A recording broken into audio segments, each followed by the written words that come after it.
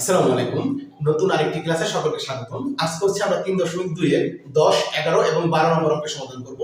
দেখো এই তিনটা প্রবলেম আমরা কত সহজে সমাধান করতে পারি। তাহলে দেখো 10, 11, 12 তিনটা কিন্তু প্রায় সেম টাইপের কোশ্চেন এবং এই অধ্যায়ে আমাদের যে মোস্ট ইম্পর্টেন্ট যে কোশ্চেনগুলা যেগুলা মানে একদম এর যে কোশ্চেনগুলা তুমি দেখবা সৃজনশীলে তো ম্যাক্সিমাম কোশ্চেনগুলা এরকম থাকে বা আমাদের একটু মডিফাই করে থাকে যেটা বেসিক হলো এটা যদি তুমি পারো এখান থেকে যতই মডিফাই করে দিই তুমি কিন্তু নিজে নিজে সেগুলো মডিফাই করতে পারবা।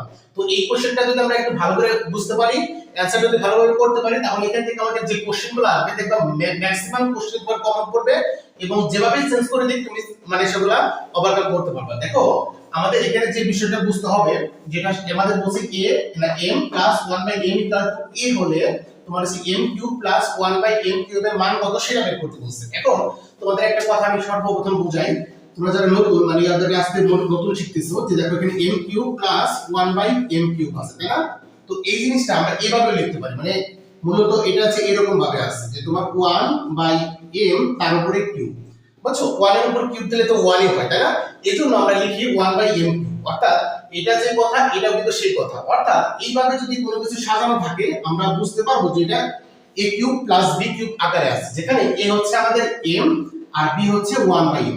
বুঝতে পারছো? এই ব্যাপারটা তোমাদের একটু ক্লিয়ার হতে হবে যে 1/m কিউব মানে কিন্তু 1/m মানে মানে পুরাটার উপরে কিউব তাই না। হ্যাঁ, তো 1/m হোল কিউব অর্থাৎ এটা হচ্ছে আমাদের b, এটা হচ্ছে a। এই বিষয়টা তোমাদের একটু বুঝতে হবে। আর একটা ব্যাপার কি যে তোমরা জানো যে a cube plus b cube সমান সমান, দেখো a cube plus b cube সমান সমান তোমরা সূত্রটা জানো কি, যে আমরা জানি হচ্ছে তোমার a plus b whole cube তোমার হচ্ছে মাইনাস 3ab ইনটু তোমার হচ্ছে a প্লাস b, এটা আমরা জানি ঠিক না, যে a plus a cube plus b cube সমান সমান। এখন এটা যখন আমরা করতে যাব তখন কিন্তু a প্লাস b মান লাগবে আবার a b মান লাগে। আমরা বিগত যে ম্যাথগুলো করলাম এর আগে সেখানে কিন্তু আমাদের কোশ্চেনে a b মান দেওয়া থাকতো, আবার মানে a b মান দেওয়া থাকতো এবং a প্লাস b মান দেওয়া থাকতো অথবা a মাইনাস b মান দেওয়া থাকতো। কিন্তু আমাদের এই কোশ্চেনগুলোতে দেখো আমাদের কিন্তু a cube plus b cube বের করতে বলছে, যেটা তোমার m প্লাস 1/m দেওয়া আছে কিন্তু a b কিন্তু দেওয়া নাই।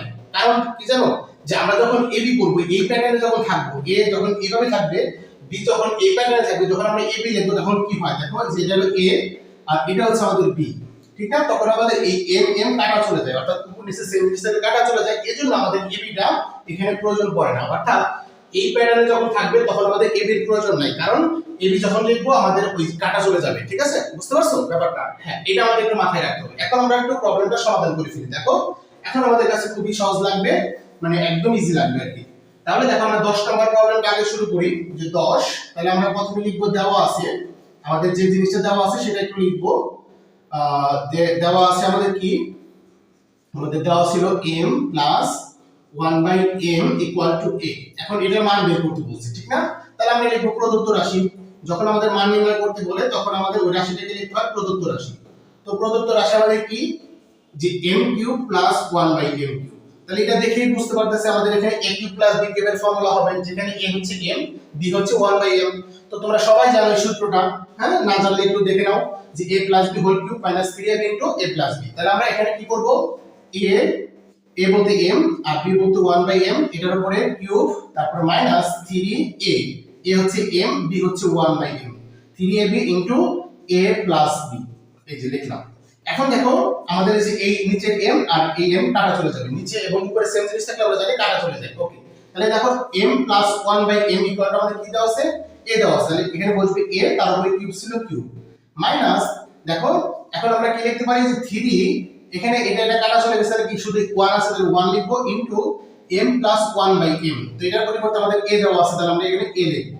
তাহলে এর উপরে যদি আমরা কিউব করি তাহলে সেটা কি পাওয়া যায় বলো তো, a কিউব। আর এখানে যদি আমরা গুণ করি 3 এর সাথে 1 গুণ করলে 3a, তার সাথে গুণ করলে 3a, অর্থাৎ আমাদের অ্যানসার হচ্ছে a কিউব মাইনাস 3a। এটা হচ্ছে আমাদের অ্যানসার। ঠিক আছে, তো আশা করি খুব সহজেই বুঝতে পারছো। ওকে, তো সেম ভাবে যদি আমাদের দেখো 11 নম্বর যে প্রবলেমটা, 11 নম্বর প্রবলেমটা এরকমই, তাহলে আমরা জাস্ট এটাও একটু করে ফেলি খুব দ্রুত। মানে এই তিনটা টাইপের তিনটা কোশ্চেন একই টাইপের, একদম সেম টু সেম। তাহলে এটা আমরা 11 বানিয়ে ফেলি এটাকে। তোমাদের 11 তে কি দেওয়া আছে দেখো তো, x 1/x p, মানে এটার পরিবর্তে p দেওয়া আছে। এখন বলছি এটার মান কত সেটা বের করো। তাহলে আমরা আগের মতো লিখব যে প্রদত্ত রাশি, যে প্রদত্ত রাশি। তাহলে প্রদত্ত রাশি হচ্ছে x cube minus 1 by x cube. তাহলে দেখো এখানে আমাদের কি আবার a কিউব মাইনাস b কিউবের ফর্মুলা হইছে।